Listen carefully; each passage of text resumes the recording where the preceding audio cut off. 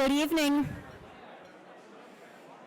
If you could please take your seats if you haven't already, we're going to get started.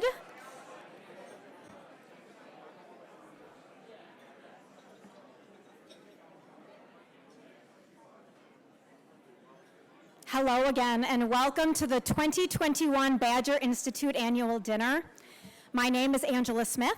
I have the privilege of serving as the Director of Development for the Institute. And on behalf of all of us here at the Institute, our staff, our board, I just want to welcome you here again tonight and just kick things off with a couple of remarks. Tonight we are really here to celebrate wins. We are here to celebrate the Chicago Bears, who we just beat on Sunday. We are here to celebrate winning against China, winning the fight in the war against poverty, which Robert will talk about later. And we're also going to celebrate the Milwaukee Bucks, who, as coincidence would have it, has their home opener playing right now as we speak. They did not check with us if they scheduled their home opener the same night as our dinner. We'll have to call Giannis on that one. So thank you for being here. In spite of that, I won't be too mad if you check your smartphone, if I see you under your table checking the score later. That's okay, we understand. But really, like I said, we are here to celebrate wins. We are here to celebrate solutions to common sense, solutions to really hard problems. One gentleman here in Milwaukee, you might know his name, Pastor Jerome Smith. He is the founder of the Joseph Project. He went to be with the Lord earlier this year, but prior to that, he had a really great run in Milwaukee in conjunction with Senator Ron Johnson's office with a faith-based employment initiative, connecting people who needed jobs with those who had jobs. A very common sense approach to a very difficult problem. So we celebrate and remember his legacy. His widow, his wife, Mrs. Smith, is here tonight. If you see her, I'm sure she would be more than happy to talk with you about that. So let's just take a moment. Yes, thank you. Celebrate, honor, and remember him. We're also here to celebrate wins and looking forward. We are privileged to have Robert Doar here with us tonight. He is the president of the American Enterprise Institute, one of the leading conservative think tanks in our country, and you'll get a proper introduction and hear more from him later. But he has really strong Wisconsin roots, and he really believes in conservatism and talking about, again, those common sense solutions to really hard problems and how that can help move Wisconsin and America forward. You will also hear from Mike Nichols, our president here at the Badger Institute. He will outline a vision and a blueprint for the future, how the Badger Institute is working to move America forward with common sense solutions. We'll show a video in just a moment that talks a little bit more about that. But there really is a blueprint and a path up moving forward, and we're excited to share that with you tonight. I would be remiss if I didn't thank our sponsors this evening. Without them, this night would not be possible. So I would like to just personally acknowledge and recognize Hammes Partners, Bill Priebe, John and Joellen Stallenwerk, America's Future, Americans for Prosperity, Associated Bank, Democracy Found, Foley and Lardner, Husco International, Walker Forge, they're our student sponsor tonight, Wisconsin Institute for Law and Liberty, Lisa Maurer and Ed Probst, Maureen and John Oster, and then City Press for providing tonight's material. So let's just give them a quick round of applause.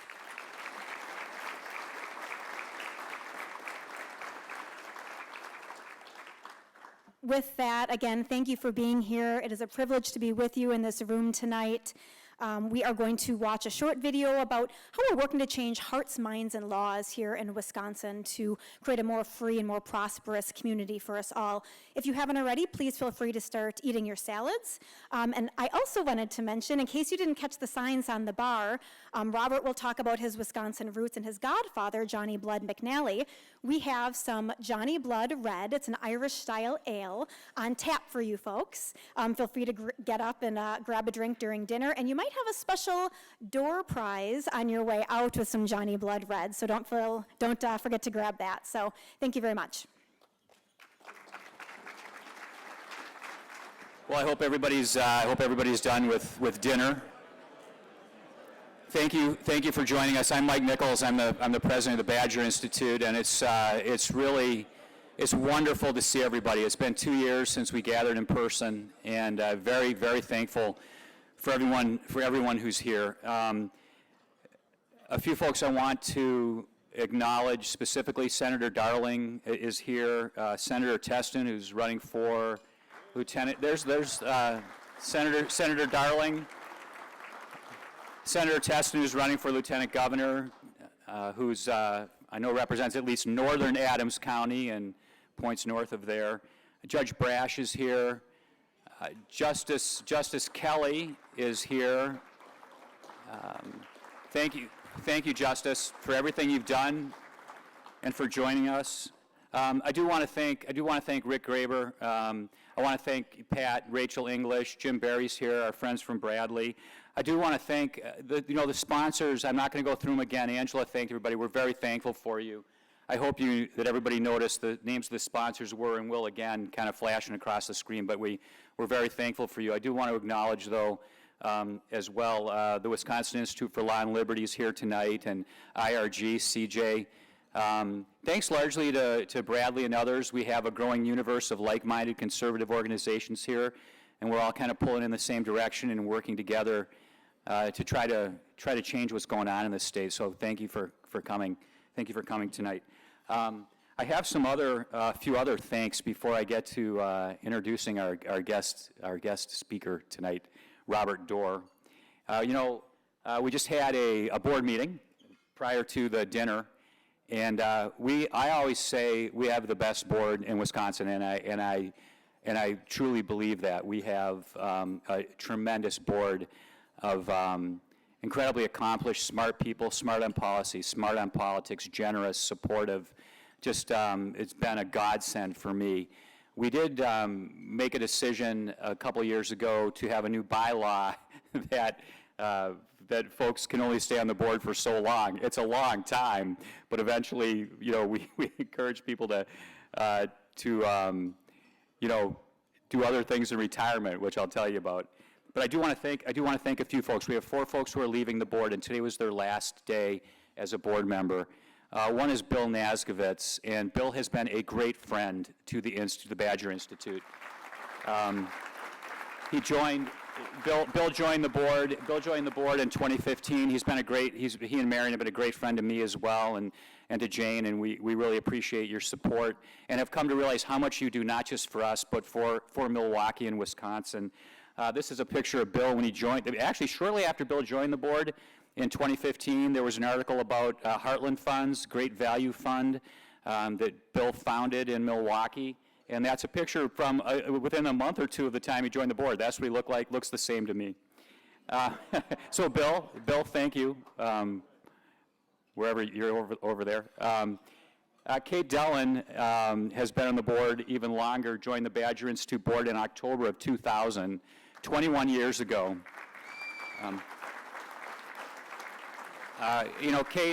Kate also, if you know anything about Kate, you know about the generosity. Kate, among other things, has run Camp 5. I think it's in Langlade County, Kate, if I remember correctly. But talk about. I'm sorry, am I wrong? Oh, Forest County. Okay, close. Okay, don't go to the wrong county, but do go to Camp 5. And talk about history. Robert's going to talk a lot about, I think, a little bit about the history of his family. Boy, the history of the Connors family and northern Wisconsin, and the roots that you've had in this state and what your family has done, and you've done. Thank you so much, Kate. There's a picture of Kate when she joined the board. Probably 20 years. Looks the same to me. Tim Sheehy's been here even longer. Tim joined the board in the prior century, believe it or not, in October of 1999. And you probably know that Tim is not that old, so here's a picture of Tim when he joined the board. There he is. Oh. Tim's leaving the board. And he did promise me that I could schedule quarterly meetings with him, so tomorrow I'll be calling Patty Marshall to schedule a meeting. So he's sort of become what do you call it, ex officio or something. So I particularly want to thank Tom Howitt. And Tom's been on the Badger Institute board since 2006 when he was president and CEO of Wausau Paper. He was chairman of the board of Wausau Paper for quite a while until 2014. and then he got a promotion and became the chairman of the Badger Institute in 2014.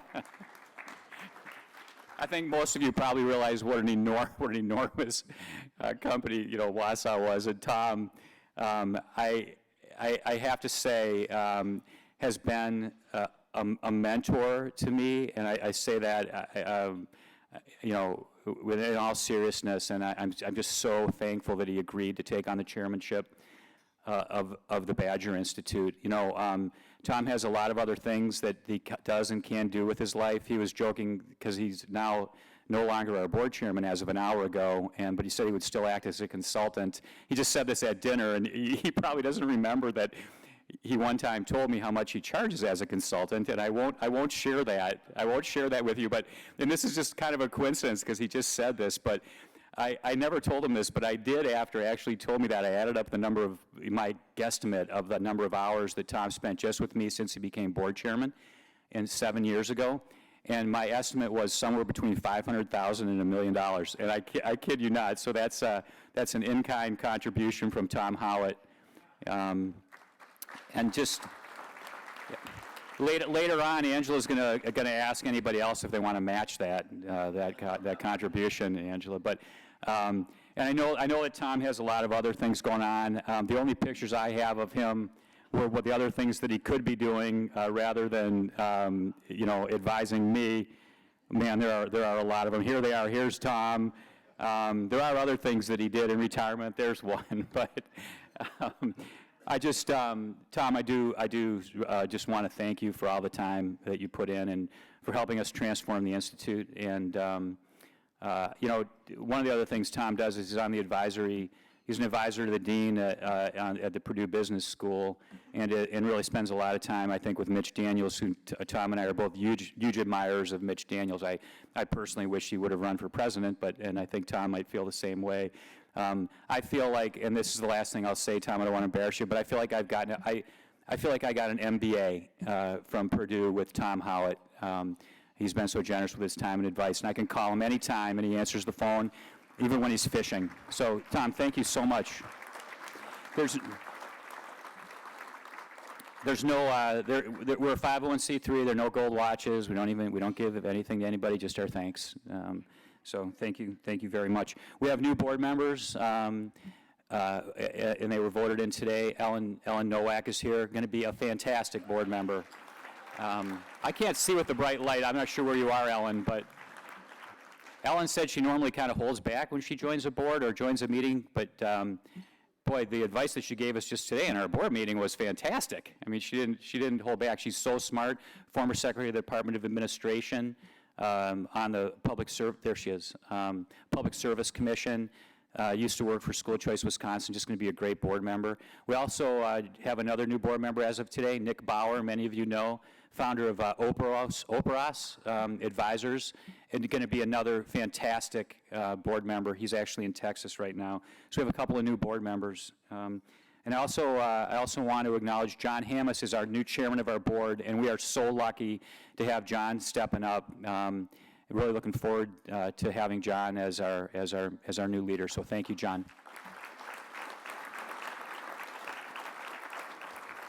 I want to get to Robert in a second, but since we haven't been here in 2 years, I'm gonna just take advantage of your time a little bit. I really want to acknowledge our growing staff. It's grown immensely since we were here last. Can I just ask our team to stand up? I'm not sure I'll be able to see everybody up here. Thank you. Mike, I'm just going to acknowledge everybody really quick. Michael Jar's back there. Michael's our Senior Vice President of Outreach, has really helped us grow, has been so instrumental in the growth of the Institute. And I think maybe 5 years, Michael has been here. So thank you. Angela, who's up here, Angela's our new Director of Development and has been here 6 months, and just can't imagine how we ever operated without her. Kirsten Galinsky is our Development Associate and has so many talents, but I'll tell you what, right now, I just want to thank Kirsten and Angela specifically for putting this dinner together. This is fantastic. Thank you for everything you've done. Remzo Martinez is our new digital marketing director. He's helping us grow our audience. If you haven't heard our podcast, listen to it. He's a podcast guru. We're going to be dramatically expanding our video. He's a videographer. So we're really moving into video and podcasts, and that's all due to Remzo. I want to thank Katie Holcomb. Katie, are you here? Katie, there you are, right there. It's Katie's first day at the Badger Institute. She worked in our office this morning, the first time ever. I think she's off to a great start Thank you, Katie, for joining us. Mark Licheron is the editor of our magazine and edits a lot of our other journalism content. Pick up a copy of Diggings on the way out. We're expanding the magazine. It's going to be more frequent. We're going to become more of a presence digitally. That's all due to Mark. Bob Helf is standing there. Is our graphic designer, and I'm really proud of the way our stuff looks, because that's important, and the way that we tell the messages visually, and that's all due to Bob. Jim Bender's here, and Jim is our guy in Madison, and that's so important now. But we're becoming increasingly active advocating in Madison, and Michael Jarr is joining Jim in Madison as well. We have a couple of the best lobbyists in town now in the Capitol, and helping us advance our policies. So. Wanted to thank all of you. We have a great staff, and it's largely due to the support that we have from all of you. So thank you. Thanks. I got permission to mention one other thing. We just hired a new policy director, Patrick McElherron, who is right now the deputy chief of staff for Ron Johnson. Great policy guy, great communicator, great writer, stalwart conservative. He's going to help us for the next year put together what we call our mandate for Madison to help the next administration move forward in a way that is truly pro-growth and is truly keeps in mind prosperity and opportunity in the state. So Patrick isn't joining us. He's still working for Senator Johnson for another month or so, but said that I could mention that. I announced that today in Washington today, that Patrick is leaving. He's moving his family back here, and he's joining us as our new policy director, and I'm thrilled. That's going to be enormous for us. I guess I'll take Tom off there. Sorry I left that up there, Tom. I meant to get your, that was an impressive, was that a buck? That was impressive. I left that out there. There he is, okay. Anyway, thank you so much. I just want to talk for just one more minute after talking about the staff, about where we're headed here. You know, we are kind of at an inflection point, and it's partly due to what's going on in this country right now. I won't repeat everything that we said in the video. But we do believe that we are at an inflection point. We're at a turning point. We are very sincerely concerned every day about the things that we see and hear in this country. Actually, the cover story, of the cover art too, of our magazine is "Washington Takes Over." And the subhead on that is "Wisconsin Just Takes." And so the growth of the federal government with entitlement programs, spending, the control that's coming from Washington is of great concern to us. We believe in federalism. We believe in the state, the power of states. We believe that the good things that happen in the states and closest to the people with local government. And so we're trying hard to return some of that power and responsibility to the states. And so we do that in a couple different ways, and I just use these as examples because there are copies of these at the door on your way out. You'll see that there's a copy of Diggings right there.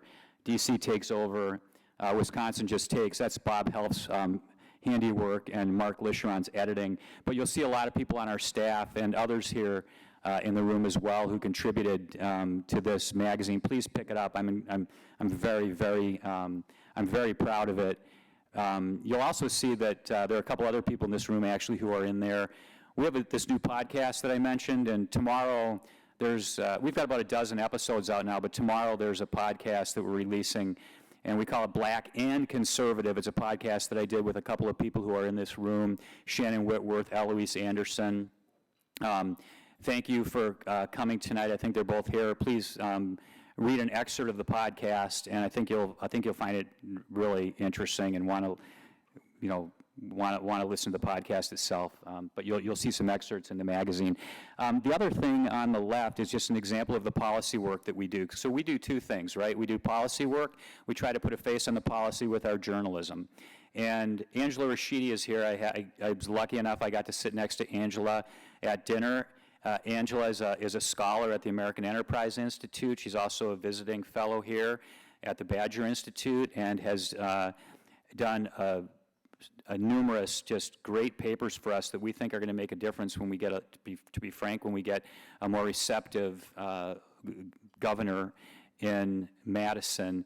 But there's a policy paper that's out that's employment and the safety net during the pandemic that Angela just wrote for us and that we released that I hope everybody will look at. It's just about the incredible growth in things like TANF, Temporary Assistance to Needy Families, SNAP, which is, the old food stamps program, unemployment benefits, all things that have just grown exponentially, well, grown tremendously during the pandemic and really aren't coming down the way that you would expect. So we're worried that we are at an inflection point because of the growth of government and because of spending and because of entitlements and because of dependency, which really makes entities like us and WIL and IRG and School Choice Wisconsin and AEI incredibly valuable at this point in time. So I would just say that as we go forward, we've spent a lot of time in the last couple of years trying to move forward some things in Madison, and we have, in a difficult environment. And I'll just mention we've had some success. Actually, we've had more success on tax reform than we thought we would with the current governor. We're very proud of that. We spent a lot of time on pro-growth tax reform at the Badger Institute. Taxpayer-funded venture capital, we think is a bad idea. Some of you may disagree. There are conservatives who disagree. We think that's a bad idea, not a place for government. Along with some of our colleagues, our friends that I just mentioned, we defeated that in Madison. Little things like, you might think they're little, hair braiding, giving an opportunity to folks who want to braid hair to do that without government intervention. Huge victory in Madison. Police transparency, a lot more to come on that issue. And we think we're going to have some victories probably on expungement, maybe on dental therapy. That's a tough lift in Madison, but we've been working on that for a long time. So thank you for supporting us. Thank you for making those victories possible in Madison. Ultimately, that's what we do. We try to impact legislation. Sometimes it's difficult politically, but we also try to have an impact on public opinion, because that's important. We try to influence the influencers. And the success that we're having is due, to the great team we have and to the people in this room. So I just wanted to, I want to thank all of you for that. And there's just so many more challenges ahead and so much more to come. So we really appreciate your partnership with us in the time ahead. That's our mandate for Madison. I'm going to leave that slide up. And instead of talking about the Badger Institute, which I'm so proud of, let me just talk for a second about AEI.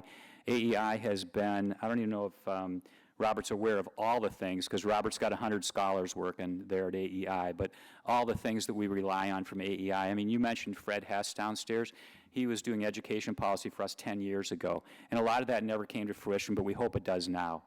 I mean, I think you mentioned Nicholas Eberstadt downstairs, too. I mean, if you pick up our Diggings magazine, this is just complete coincidence. I mean, I didn't, and Mark Lischeron did the story, but Nicholas Eberstadt, and his paper that Robert talked about a little bit downstairs on men who are out of work but are getting cash welfare and the repercussions of that, that's in our magazine. And not because I told anybody to, hey, go call AEI. It's just because those are where the experts are in America. So there are a gazillion of those examples. And so thankful for AEI. Robert and I did a podcast. I thought it was great. I mean, Robert, talk about a smart guy that believes and is and just is articulate and energetic. If you could listen to that, please do. I'm actually going to grab my Johnny Blood red ale, and then I'm going to do a very quick introduction.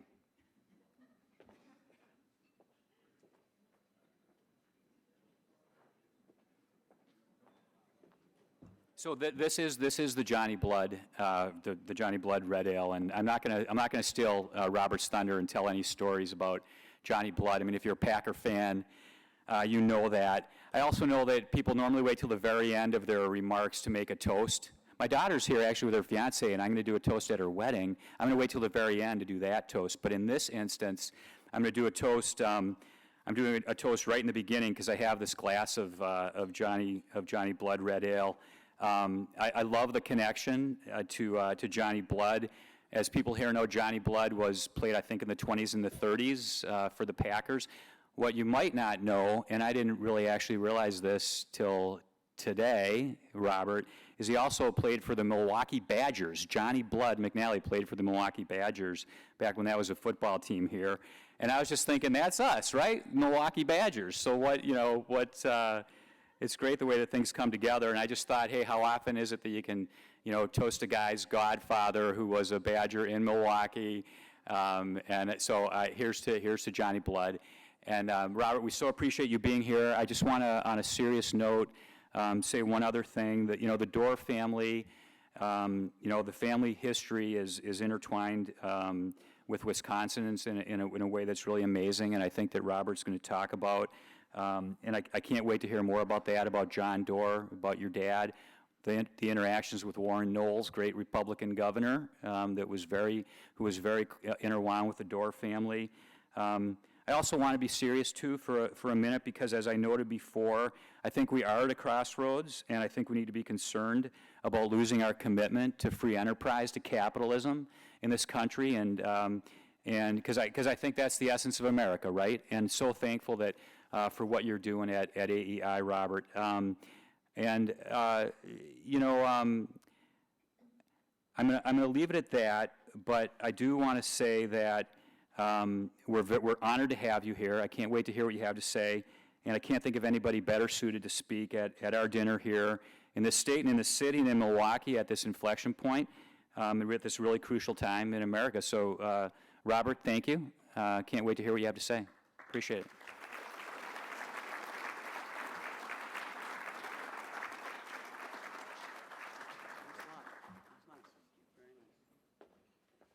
So, first of all, I want to thank Mike and everyone at the Badger Institute, and I want to especially thank Mike for starting us out on the slideshow, because I've got a slideshow too, and I'm really happy that you've got us started with that. So I'm not going to show any does hanging from the roof, but I've got some pictures that I think are interesting and are historic, or at least to Wisconsin football fans and to my family.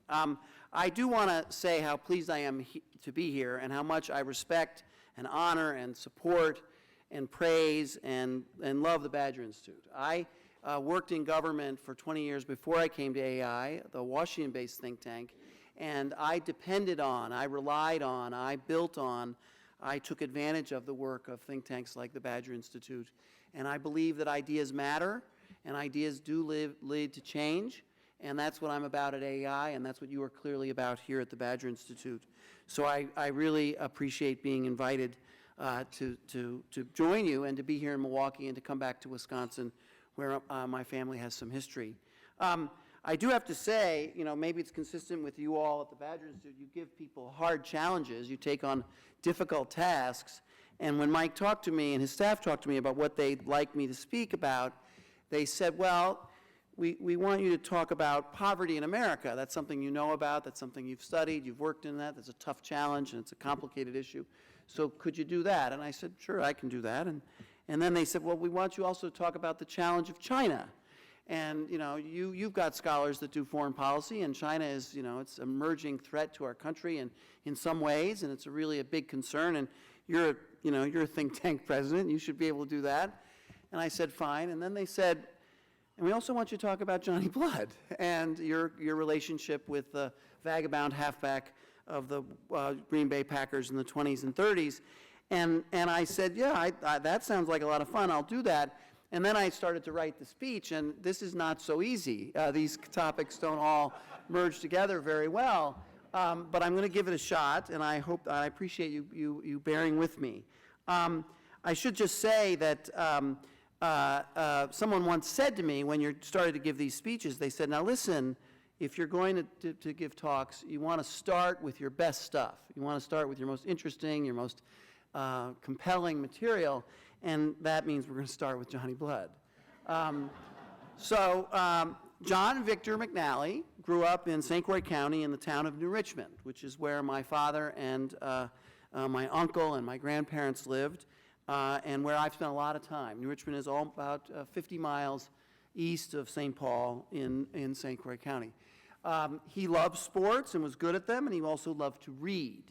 And while I have read all of the published record, almost all of the published record of Johnny Blood, and there's a lot of it, and it's a lot of old newspaper clippings and magazine articles by grizzled sports writers who were captivated by his charm and football achievements, much of what I'm going to recount tonight is based on my memories of being with him when he would visit our home in Washington, New York. I would note that's Johnny on the right. One of the features of Johnny Blood, just to get this out, I want to say this, he was a remarkably handsome man, and that led to him having some difficulties in life in some ways, but he was, that's Johnny, and this is him giving me instruction in what we call in football the 4-point stance. You know, it was a start. I didn't go very far in football, but it was a great pleasure to be taught those sorts of things by him. Now, besides teaching me about that, he also conveyed messages on deeper things, and I want to give you a sense of that. For instance, he often would talk about reciting Rudyard Kipling's Gunga Din from memory as an 8-year-old in the Hogan's Opera House in New Richmond in 1911. And when he told about it, he would blurt out, "Though I belted you and flayed you, by the living God that made you, you're a better man than I am, Gunga Din." And to hear Johnny Blood say that was a real joy for a 9-year-old, I'll tell you. Now, after high school in New Richmond, John went across the St. Croix River to Minnesota, where he excelled in 4 sports at St. John's. It was there that he found that after playing for his college team on Saturdays, he could make some money playing pro football on Sundays. But to protect his amateur status, he needed an alias. And on the way to a game with a pal, he spotted a movie marquee advertising the latest picture starring Rudolph Valentino, and the picture was "Blood and Sand," said the marquee. And in typical Johnny form, he turned to his friend and said, "I'll take blood." And he became Johnny Blood to the Packers. And he did have a pro football career before he went to the Packers, but in the mid-1920s, Curly Lambeau brought him onto the team, and he loved Green Bay, and he loved playing for the Packers, and he liked to say that when he started playing there, there was a weekend when some federal agents came through town, this is in the late 20s, and arrested 75 saloon operators in Green Bay. And when they went to court, all the barkeepers were released, but 2 federal agents were put in jail.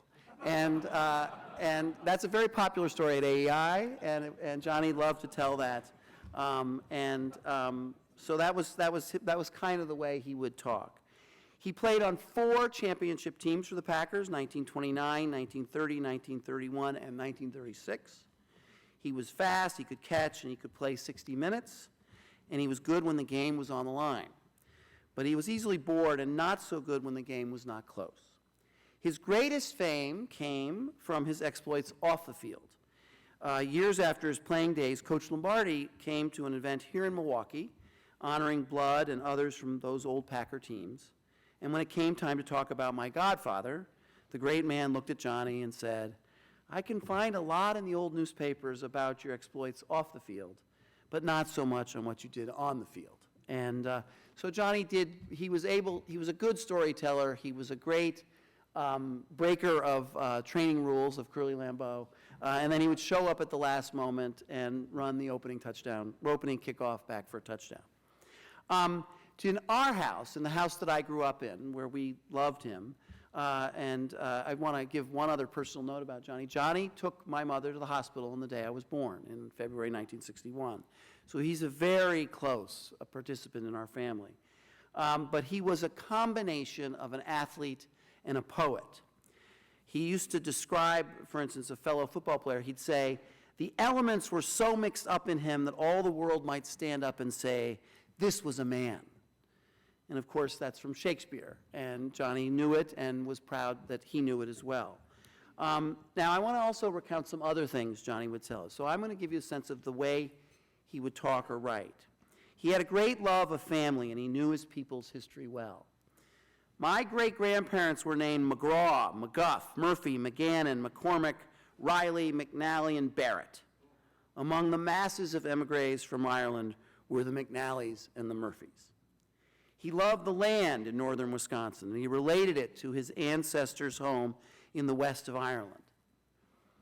The topography of the Irish and Wisconsin counties was not too dissimilar.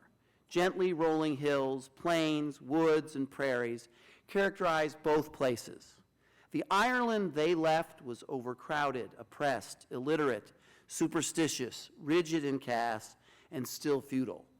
The country they came to was spacious, food was plentiful, schools were free, liberty guaranteed, and society was bound by no tradition or rigid caste. That also is a popular quote at AEI. He combined the worlds of literature and sports. So this is him on Cincinnatus. I read a good deal. I remember that it was in those days that I first read about Cincinnatus, the Roman general who would farm his land until war came, then would lead his troops to victory and go back to farming again. I made him my hero, and as I grew older, I realized that what Cincinnatus was a clutch hitter. I'm a great admirer of clutch hitters. He loved talking about what made a man, and he loved playing football. So these are, one is a picture of him in action, obviously, and the other is we have hundreds of those photographs in my house. I mean, my mother must have thought that as the four of us growing up, having that picture of him in our bedrooms would inspire us in some way, and it did. But he wrote, "It's dazzling how many different gifts are locked up in the genes of the human race, and some people have the gift for football."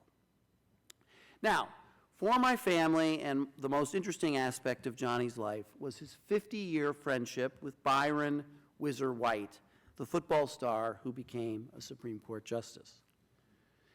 Byron played for John when John was the coach of the Pittsburgh Steelers, and the Steelers owner, Art Rooney, that's the gentleman on the right in the picture of the three men, brought White to the Steelers in the fall of 1938. Byron was on his way to being a Rhodes Scholar, Navy officer, and Yale Law School graduate, but found the time to lead the league in rushing 2 seasons in a row. This is a photo of John and Byron and Art Rooney when they signed Byron to a contract paying Byron the outrageous sum of $15,000 a year in 1938. After their time together in the NFL, John kept in touch with Byron and watched as Byron returned to his home state of Colorado and began practicing law, and then Byron helped John Kennedy win the presidency in 1960. And that experience led him to serving as the Deputy Attorney General in the early days of the Kennedy administration, and then being named to the Supreme Court in late 1962. And there in the courtroom of the Supreme Court on the day White was sworn in as justice was President Kennedy, of course, but also there sitting next to Ethel Kennedy, the wife of the Attorney General, was Johnny Blood. As it turns out, the football fans in the Kennedy family, including the president, were great admirers of Johnny Blood. Justice White returned the favor and was in Canton, Ohio to speak up for John on the day when John was inducted in the first class of members of the NFL Football Hall of Fame. Not only was John a magnificent player and a brilliant entertainer, Byron said, but he had the rarest of all qualities, namely giving his greatest performances when the greatest was required. Their friendship was deep and long-standing and was filled with admiration. In 1972, watching the Democratic Party fall for the liberal naivete of George McGovern, John traveled the country offering Justice White as a better alternative. His campaign slogan, "The dark horse is white." In the end, so that's supposed to be funny, you're supposed to laugh at that, that's okay. In his mouth, it all was quite a joy to be around. At the end of Johnny's life, Justice White heard that John's days were numbered, and he sent this note. "John, old friend, I wish I could be there to see you again. Our friendship has meant a lot to me. I treasure it. There are so many good memories. Goodbye, John. and save a place for me, Byron. So I know I didn't tell, the touchdown pass he caught against the Giants or the number of times he beat the Bears, but the Johnny Blood in our household was someone who was even greater than a Packer, even greater than a football player. And the Dorr family loved him a lot, and he was very good to my father and to all of my siblings. So with that, I'm going to conclude the Johnny Blood section of the speech. He was a great Wisconsinite. So now we turn to the more specifically related issues that I face at AEI as president of AEI. And I want to start with America's struggle against poverty and the way our progress is being undermined by President Biden and Democratic leaders in Congress. And I have to give you a little background about my own experience. From 1995 to 2013, I served in leadership roles in social services agencies of New York State and New York City. I was there for the dramatic change in the way we administered public assistance that came with bipartisan welfare reform in the mid-1990s. Some of that reform, a lot of that reform, was informed by and inspired by efforts here in Wisconsin under Governor Thompson. And I know Eloise Anderson played a role in that, and Jason Turner, another great friend and colleague of mine, also did. And what I learned on the front lines of the war on poverty is that we have made some progress since the 1990s in reforming welfare. According to scholars' best measure for estimating poverty, that is the material well-being of Americans, the share of American children living in poverty and unable to get their basic necessity has fallen from over 16% in the early 1990s to just under 4% in 2018. And to me, the secret of our success has been a combination of work requirements and expectations and generous government supports for working parents. Not work alone, not support alone, but both of them together. And since welfare reform, parents seeking cash aid have been required to work, look for work, or participate in training and education programs. I oversaw those policies in New York and witnessed firsthand the difference that the combination of work requirements and work supports made for struggling parents. In 1995, the number of men, women, and children receiving cash welfare in New York City alone, a city of 8 million people, was 1.1 million. In 2013, when I left to come to AEI, and not because of my efforts alone, but the efforts of many people, the number had fallen to 347,000 in a city of then 8.5 million people. Labor force participation among never-married single mothers, the most vulnerable population, had soared more than 20 percentage points. And I want to point out something about that statistic that's important to remember. People in the business that I was in, people sometimes even who work in think tanks, when they talk about public policy, they talk about how their initiatives or their policies led to changes for people of this kind. This number of Americans went to work. This number of Americans got a job. This number of struggling single parents went into the labor force. And there's some truth to that. But the fact of the matter is the people that get jobs are the people that get jobs. The real heroes of welfare reform in New York City or anywhere else were people that listened and heard the message from government and from leaders, which said that employment mattered, that employment was part of the deal, and that personal responsibility was going to be evaluated and expected. And then they said, well, I can do that. If you send me a message of personal responsibility, if you send me a message of what I can do, if you believe in me, I can step up to that cause and that concern. And they did, by the hundreds of thousands, not only in New York, but around the country. But now, President Biden and Senator Schumer and Speaker Pelosi are eager to deny that we've accomplished all of this. And they rush to replace the successful policies of the last 25 years with what they are calling transformational change. They demand more direct cash aid and ever more spending, which they claim will solve the problem of poverty.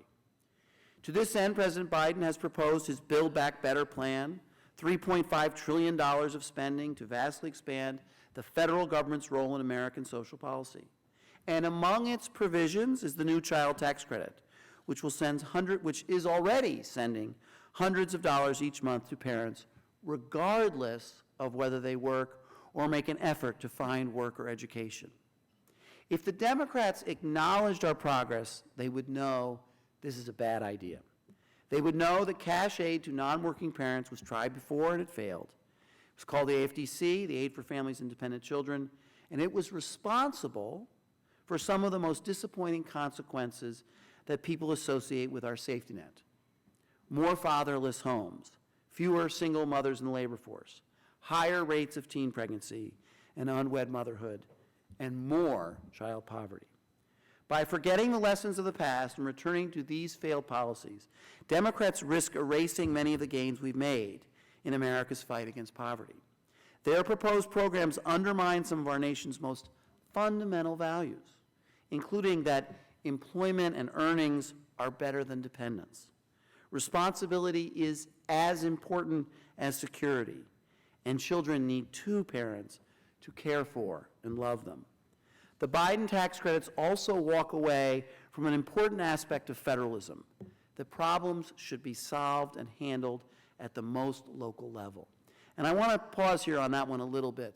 What the Biden proposals do is they make the IRS a welfare agency. And instead of sending money to states, for states to then organize their safety net programs and develop an application process or a benefit assistance process, they're just going to send, and they are just sending, checks directly to individuals on a monthly basis, just based on how many children are in their household. And to me, that just cuts out and I'm a Republican, and I have concerns about bureaucrats, and I know we didn't do everything perfectly, and I know that there's a hassle to interaction with government. But the fact of the matter is that unless there's a human contact with people who have needs and are struggling with very serious issues, those issues are going to get worse. Substance abuse, domestic violence, child welfare. What the Democrats are doing is they're saying, we'll wash our hands of this, we'll send the checks from the IRS, and we can say we solved the problem. But I think they are badly mistaken. So as we gather tonight, this transformational change, which I'm convinced will set us back, is still under consideration in Congress. And I should say, as Mike pointed out, I love the images of the Badger Institute people testifying in Congress. That's what AAI does as well. We are very involved, not just in developing ideas and putting ideas into research papers and op-eds and articles, but we also are very involved in direct contact with legislators in Washington. We've all seen Senator Manchin. We've all talked to his staff. We have made our arguments to Republicans and Democrats.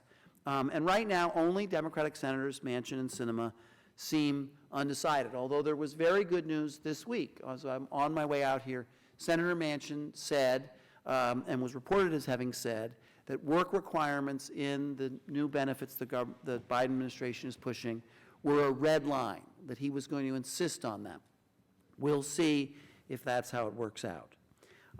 But I can assure you, like Mike and the Badger Institute, AI's scholars, AI's government relations peoples, AI's communications people are very, very involved in this, and we're fighting hard. We do not believe, I do not believe, that it is the job of a think tank to merely have good ideas. It is a job of a think tank to make those ideas matter and have impact on public policy. So that's taking up a lot of my time and our scholars' time.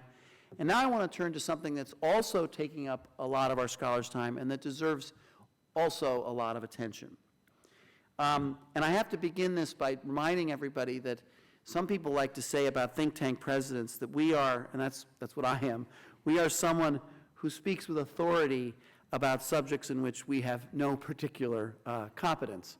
And I try very hard to stay in my lane, but so what I'm going to report is, while foreign policy is not a subject in which I am particularly have long experience in, I have relied on the in-depth research of our China scholars, who I believe are the best in the country. And this is just a little shot of, this is how many people we have focused on China policy at AI, and every single one of those are leaders in the field. whether it's economics or military or great power competition. They are authors and writers and op-ed writers and participants in the public debate at a very high level. And that is on purpose. We were not always this focused on China. AEI had a history of kind of being a little more focused on the Middle East. But in the last 5 years, under my predecessor and also under myself, we've realized that this is the emerging challenge of our country. What I've learned from our scholars is that communist China is the greatest external threat to our nation. Countering it will be the greatest foreign policy challenge since the fall of the Soviet Union. AEI scholars say that with too little foreign opposition, China has oppressed its peoples, meddled in our economy, undermined our security and the security of our allies. AEI's China scholars keep track of all of that every day. China's economic aggression is well known, but their tactics bear repeating. AI scholars have shown they manipulate their currency exchange rates, steal our innovations, and use unfair business practices to keep their trade surplus. But we have allowed these unfair and unfree activities to go largely unpunished, based on the misguided view that more economic freedom would lead China's government to embrace political freedom for its citizens. 20 years ago, most American leaders thought that welcoming China into the international order would pull the communist regime towards democracy and liberal values. But instead of importing freedom, China has exported its authoritarian system. Now China's economic reach is so vast, its business partners in the West hesitate to criticize its abuses of its citizens, human rights, especially those of the Muslim Uyghur minority. Some prominent American businesses are even willing to cater to the demands of the Chinese Communist Party. And examples are the NBA and Hollywood. And AI scholars say that the most concerning news, this is the most concerning news, the threat of China isn't limited to our economy. They pose a real military danger to our closest allies in Asia. Taiwan is under greater threat than ever before. Oriana Schuyler Mastro, my colleague at AI, writes that Chinese leaders used to view a military campaign to take Taiwan as a fantasy. Now they consider it a real possibility. In the face of this aggression, American leadership has largely gone missing. Instead, our Asian allies are left on their own. Increasingly, they feel abandoned, as AEI scholars Hal Brand has recently written. In the absence of American leadership, even once pacifist Japan is rearming to meet the growing Chinese threat. The Philippines, once America's closest partner in Asia, has been realigning towards China as China encroaches on Philippine waters in the South China Sea. As my AEI colleague Dan Blumenthal has written, China has taken advantage of American complacency. We've allowed China to enjoy all the privileges that come with full membership of the international order while it represses its own citizens and intimidates its neighboring countries. And to our allies and enemies, America's silence on China speaks volumes. It makes the regime's misconduct, which comes at a real cost for their citizens, their Asian neighbors, and the rest of the world, seem unimportant, like it's not even worth our time, but it desperately is. So it's time for our foreign policy makers to stand up and take concrete steps to oppose the Chinese regime. First, we need to begin disentangling ourselves from the Chinese economy, which is the regime's main lever of control. Trade policy, which President Trump relied on, is just one of many tools the U.S. can use to oppose China's influence. We also need to monitor more closely scientific cooperation, which often leads to intellectual property theft and technological advancements that benefit the Chinese state. But smarter policies aren't the only way to challenge China. What we need, and what the world needs, is real American leadership once again, based on the values we supported throughout the Cold War. We have to have the courage to dispute China's propaganda and call out the truth. That starts with exposing how it has concealed its military buildup and obfuscated its role in the COVID-19 pandemic. But it's not enough to reveal China's deception. We have to stand for something that the free world can rally around. Like Presidents Kennedy and Reagan, we need to stand up for freedom. Political descendants inside China should know we have their backs. and we must join with other countries to express our opposition to the ongoing ethnic and cultural cleansing of the Uyghurs. We need to send a clear message that China's hostility and human rights abuses will no longer be ignored. So I hate to bring what was a jovial evening down with such a serious message. But these are, you know, Mike said, I think you used the phrase inflection point several times. I think he's right. The challenges that we're facing in Washington, the public policy debate, the disputes, the choices we're going to make as a country are going to have a huge impact on our future and our children's future. And we need to make the right choices, or our country's not going to be the one that we believe in and love so much. And that's what I'm about at AEI. That's what I know all of you are about here in Wisconsin, and I know the Badger Institute is as well. I'm very pleased to be part of this public policy battle, this public policy debate, this public policy discussion, because I love America and I love our country, and I got some of that love, so now I'm finally bringing it back to Johnny. I got some of that love from my family's experience in Wisconsin, from learning about the joy and freedom of a young John McNally making his way in America in the 20s and 30s, and my father's experience coming from Wisconsin to work in Washington in the beginning of the Civil Rights Movement, and having a positive role in making our country better and stronger and more complete fulfillment of the promise of our Constitution. That's what I'm about, that's what you're about, and I thank you for being there with me.